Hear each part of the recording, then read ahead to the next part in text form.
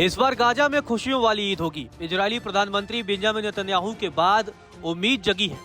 दरअसल 15 महीनों के बाद गाजा में युद्ध विराम हुआ है, लेकिन अब संघर्ष विराम टूटने का भी खतरा मंडरा रहा है। हालांकि हालिया बयानों से स्थानीय शांति की उम्मीद जगी है। हमास ने काहिरा में पॉजिटिव संकेत दिए हैं, जबकि नेतन्याहू ने दोहा में बातचीत के लिए प्रतिनिधिमंडल भेजने का ऐलान किया है। इससे गाजा में ईद का त्योहार शांतिपूर्वक मनाए जाने की उम्मीद बढ़ गई है, जो पिछले साल इजरायली हमलों के साए में मनाई गई थी। गाजा में चली 15 महीने की जंग के बाद हुए संघर्ष विराम के टूटने की स्थिति पैदा हो गई थी, जिसके बाद एक बार फिर से भयानक जंग शुरू होने का डर सताने लगा।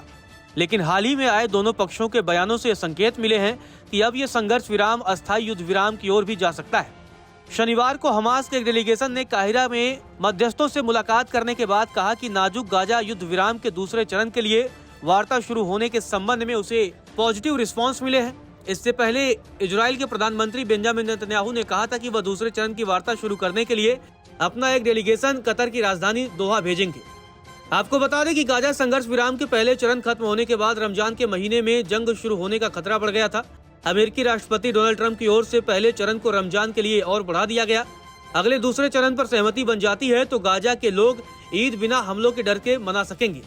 वहीं एक बयान में नेतन्याहू के ऑफिस की तरफ से कहा गया है कि इजराइल ने अमेरिका समर्थित मध्यस्थों के निमंत्रण को स्वीकार लिया है और वार्ता को आगे बढ़ाने की कोशिश में सोमवार को दोहा में एक प्रतिनिधिमंडल भेजेगा।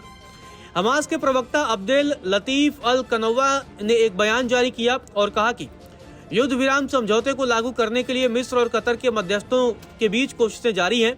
उन्होंने कहा कि दूसरे चरण के लिए बातचीत शुरू करने के बारे में संकेत सकारात्मक हैं। हालांकि इसके आगे उन्होंने ज्यादा ब्यौरा तो नहीं दिया।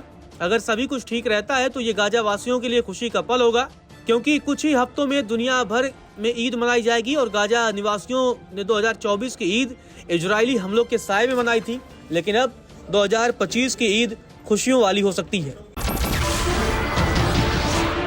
नमस्कार, मैं हूं मानक गुप्ता। अगर आपको हमारा ये वीडियो पसंद आया हो तो इसे लाइक और शेयर जरूर करें, और हाँ, हमें सब्सक्राइब और फॉलो करना ना भूलें ताकि आप देश और दुनिया की कोई खबर मिस ना करें। तो जुड़े रहिए हमारे साथ और देखते रहिए न्यूज़ 24।